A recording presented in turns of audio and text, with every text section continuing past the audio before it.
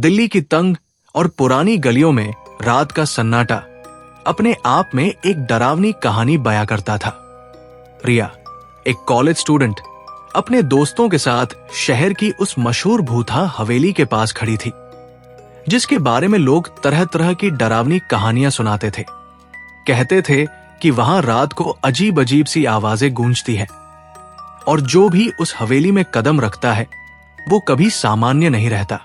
रिया ने हाल ही में एक सेकंड हैंड फोन खरीदा था, जो उसे बाजार की एक छोटी सी दुकान में बेहद सस्ते दाम में मिला था। दुकानदार, एक बूढ़ा आदमी जिसके चेहरे पर रहस्यमयी मुस्कान थी, ने उसे चेतावनी दी थी, इस फोन को संभाल कर रखना, ये कोई साधारण चीज नहीं है, इसमें कुछ खास है। रिया ने उसकी बात को मजाक में उड़ा दिया था। उसे क्या पता था कि ये फोन उसकी जिंदगी को हमेशा के लिए बदल देगा। उस रात हवेली के सामने खड़े होकर रिया ने अपने दोस्तों के साथ माहौल को हल्का करने के लिए एक सेल्फी लेने का फैसला किया। उसने फोन का कैमरा ऑन किया, लेकिन स्क्रीन पर उसका चेहरा नहीं, बल्कि एक धुंधली सी छाया दिखाई दी। एक पल के लिए उसे लगा जैसे स्क्रीन पर एक औरत की आकृति उभरी, बिखरे बाल, खाली आंखें और चेहरा ऐसा जैसे वो रिया की आत्मा तक को भेद रहा हो। रिया का दिल जोर से धड़कने लगा। उसने फोन को हिलाया और स्क्रीन सामान्य हो गई। उसने अपने दोस्तों को कुछ नहीं बताया, लेकिन मन में एक अजीब सा डर बैठ गया। घर लौटने के बाद रिया ने उस सेल्फी को गैलरी में चेक किया। फोटो में वो और उसके दोस्त तो थे, लेकिन उनके पीछे एक धुंधला सा चेहरा नजर आ रहा था। एक औरत जिसके चेहरे पर कोई भाव नहीं था, बस खाली आंखें जो सीधे रिया को घूर रही थी। रिया ने डरते डरते फोन को बंद किया और उसे अपने बिस्तर के पास रख दिया। रात को उसे नींद नहीं आई। बार बार उसे लग रहा था जैसे कोई उसे देख रहा हो। कमरे की दीवारों पर छायाएं नाच रही थी और हवा में एक अजीब सी सनसनाहट थी। अचानक रात के सन्नाटे में फोन की स्क्रीन अपने आप चमक उठी। रिया ने कांपते हाथों से फोन उठाया। स्क्रीन पर वही औरत थी, लेकिन इस बार वो मुस्कुरा रही थी। एक ऐसी मुस्कान जो रिया की रूह को कंपा दे। उसकी आंखें अब और भी गहरी और डरावनी लग रही थी, जैसे वो रिया के और करीब आ रही हो। फोन अपने आप बंद हो गया। रिया ने सोचा कि शायद ये उसका वहम है, लेकिन उसका दिल ये मानने को तैयार नहीं था। उसने फोन को तकिए के नीचे दबा दिया और रात भर करवटें बदलती रही। उसे बार बार लग रहा था जैसे कोई उसके कान में फुसफुसा रहा हो, मुझे देख। अगली सुबह रिया ने अपने दोस्त रोहन को इस बारे में बताया। रोहन, जो हमेशा हंसतामजाक करता रहता था, ने हल्के में कहा, अरे तेरा फोन पुराना है, शायद कोई वायरस है, चल मैं चेक करता हूं। उसने फोन लिया और गैलरी खोली। उसकी हंसी अचानक गायब हो गई। रिया, ये क्या है? ये औरत कौन है? उसने कांपती आवाज में पूछा। रिया ने रोते हुए कहा, मुझे नहीं पता, ये फोटो में अपने आप आई। रोहन ने फोन को रीसेट करने की सलाह दी। रिया ने कोशिश की, लेकिन हर बार जब वो फोन रीस्टार्ट करती, गैलरी में एक नई फोटो अपने आप आ जाती। हर फोटो में वही औरत थी, हर बार थोड़ा और करीब। उसकी आंखें अब और भी डरावनी लग रही थी, जैसे वो रिया के मन को पढ़ रही हो। रिया ने उस दुकानदार को फोन करने की कोशिश की जिससे उसने फोन खरीदा था, लेकिन उसका नंबर बंद था। उसने गूगल पर उस दुकान को ढूंढने की कोशिश की, लेकिन ऐसा लगा जैसे वो दुकान कभी थी ही नहीं। रिया का डर अब और बढ़ गया। उसे लगने लगा कि ये फोन कोई साधारण चीज नहीं है। उस रात जब रिया सोने की कोशिश कर रही थी, फोन ने फिर से अपने आप कैमरा ऑन किया। स्क्रीन पर वही औरत थी, लेकिन इस बार वो रिया के कमरे में थी, उसी बिस्तर के पास जहां रिया लेटी थी। उसकी आंखें अब पूरी तरह काली थी और उसका चेहरा इतना करीब था कि रिया उसकी सांसों को महसूस कर सकती थी। रिया ने चीखकर फोन को कमरे के कोने में फेंक दिया। उसका दिल इतनी जोर से धड़क रहा था कि उसे अपनी सांसें सुनाई दे रही थी। उसने लाइट जलाई, लेकिन कमरे में कोई नहीं था।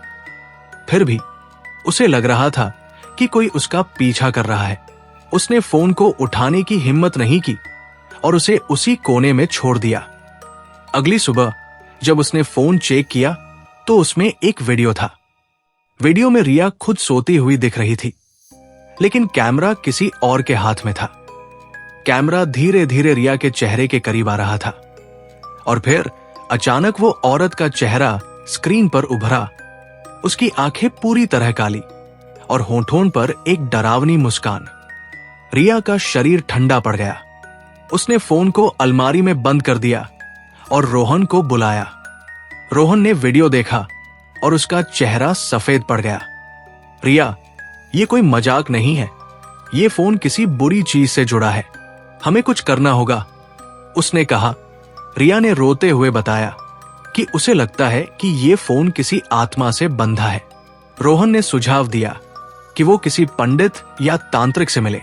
रिया ने हवेली के पास रहने वाले एक बूढ़े पंडित को फोन के बारे में बताया। पंडित ने गंभीर स्वर में कहा, यह फोन किसी ऐसी आत्मा से जुड़ा है जो अधूरी इच्छा लिए भटक रही है। इसे तुरंत नष्ट कर दो, वरना यह तुम्हें नहीं छोड़ेगी। रिया ने पूछा कि क्या वो फोन को किसी और को दे सकती है, लेकिन पंडित ने चेतावनी दी, ऐसा करने से आत्मा और गुस्सा होगी। इसे सिर्फ नष्ट करना होगा। पंडित ने यह भी बताया कि आत्मा शायद उस हवेली से जुड़ी है और फोन उसका एक माध्यम है। रिया ने फोन को नष्ट करने का फैसला किया। उसने और रोहन ने मिलकर फोन को तोड़ने की कोशिश की। उन्होंने हथौड़ा लिया, लेकिन जैसे ही वो फोन पर मारने गए, हथौड़ा उनके हाथ से फिसल गया। फिर फोन अपने आप चालू हो गया और उसमें से एक डरावनी आवाज आई, मुझे छोड़ दो। रिया का डर अब हद पार कर चुका था। उसने फोन को एक पुराने कुएं में फेंकने का फैसला किया जो उस हवेली के पास था।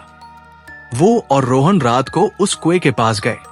रिया ने फोन को कुएं में फेंक दिया, लेकिन जैसे ही फोन नीचे गिरा, कुएं से एक ठंडी हवा का झोंका आया। रिया को लगा जैसे कोई उसका नाम पुकार रहा हो। उसकी रीढ़ में सिहरन दौड़ गई।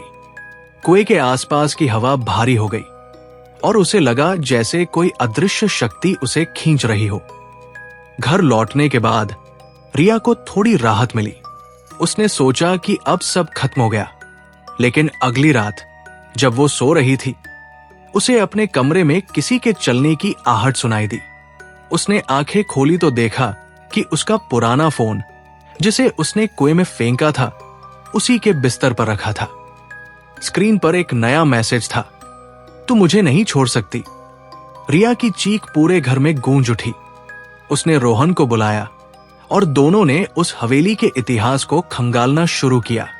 उन्हें पता चला कि उस हवेली में एक औरत रहती थी जिसका नाम माया था। माया को उसके पति ने धोखा दिया था और उसकी हत्या कर दी थी। उसकी आत्मा उसी हवेली में भटकती थी और किसी तरह वो उस फोन में समा गई थी। माया की कहानी दुख और बदले से भरी थी। कहते थे कि उसकी आत्मा उन लोगों को सताती है जो उस हवेली के करीब जाते हैं। रिया और रोहन ने पंडित की सलाह पर एक हवन करने का फैसला किया। पंडित ने बताया कि माया की आत्मा को शांति देने के लिए हवन करना होगा और फोन को आग में जलाना होगा। रिया ने हवन के लिए लकड़ियां और सामग्री इकट्ठा की। हवन की तैयारी शुरू हुई, लेकिन जैसे ही हवन शुरू हुआ, कमरे में अजीब सी घटनाएं होने लगी। हवा तेज हो गई, खिड़कियां अपने आप खुलने बंद होने लगी और माया की आवाज गूंजने लगी, मुझे मत जलाओ। रिया डर के मारे कांप रही थी, लेकिन पंडित ने हवन जारी रखा। हवन की आग में फोन को डाला गया और एक जोरदार चीख सुनाई दी। फोन जलकर राख हो गया। कमरे में सन्नाटा छा गया। पंडित ने कहा, अब वो आत्मा शांत हो गई है। हवन के बाद रिया को लगा कि अब सब ठीक हो गया। उसने राहत की सांस ली और अपनी जिंदगी को सामान्य करने की कोशिश की। लेकिन कुछ रातों बाद जब वो अपने लैपटॉप पर काम कर रही थी, उसकी स्क्रीन पर एक फोटो खुली। उसमें वही औरत थी, माया, जो अब और भी डरावनी लग रही थी। फोटो के नीचे लिखा था, मैं अब भी यही हूं। रिया का दिल बैठ गया। उसे एहसास हुआ कि माया की आत्मा फोन तक सीमित नहीं थी। वो अब भी उसके पीछे थी, शायद हमेशा के लिए। हर रात जब वो सोने की कोशिश करती, उसे लगता कि कोई उसका नाम पुकार रहा है। कमरे की दीवारों पर छायाएं नाचती थी, और हर बार जब वो फोन या लैपटॉप ऑन करती, उसे माया की मौजूदगी महसूस होती थी। रिया ने अपने घर को छोड़ने का फैसला किया। उसने सोचा कि शायद नई जगह पर माया उसे नहीं ढूंढ पाएगी। वो दिल्ली से दूर एक छोटे से शहर में चली गई। उसने नया फोन लिया, अपनी पुरानी जिंदगी को पीछे छोड़ने की कोशिश की। लेकिन एक रात जब वो अपने नए फोन पर फोटो देख रही थी, उसकी गैलरी में एक फोटो अपने आप खुल गई। उसमें माया थी, वही खाली आंखें, वही डरावनी मुस्कान। रिया ने फोन फेंक दिया और चीखने लगी।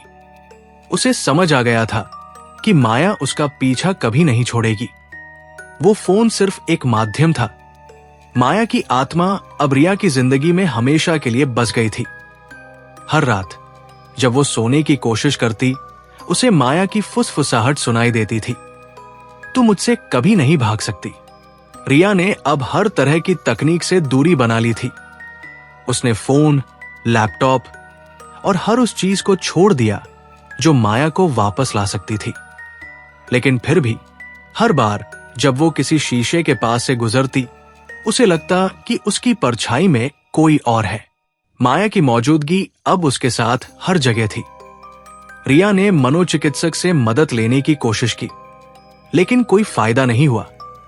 उसका डर अब उसकी जिंदगी का हिस्सा बन चुका था।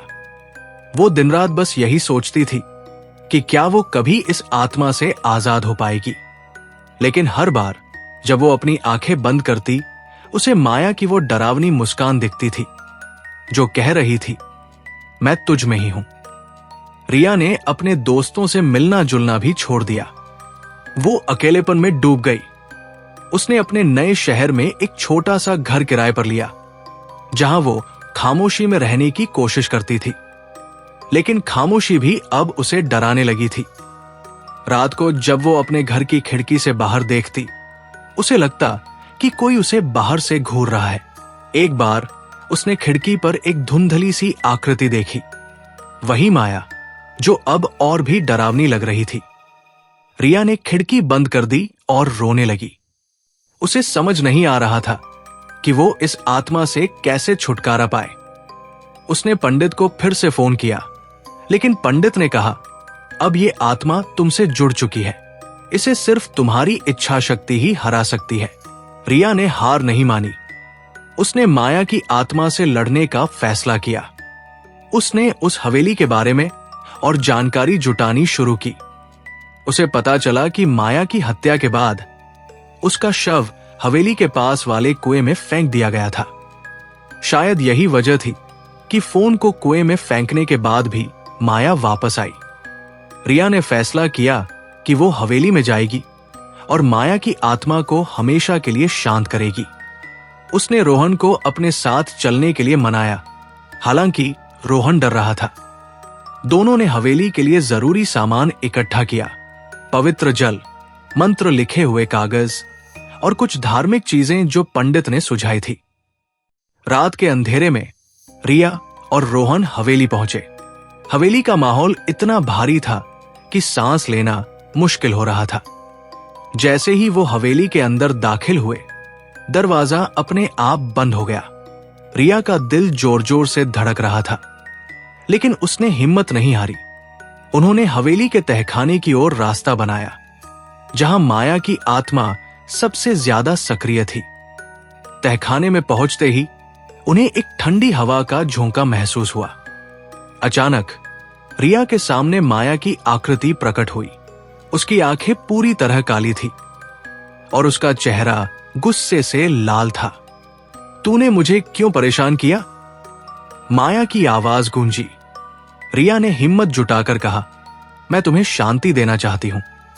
माया, तुम्हें इस दुनिया में भटकने की जरूरत नहीं है।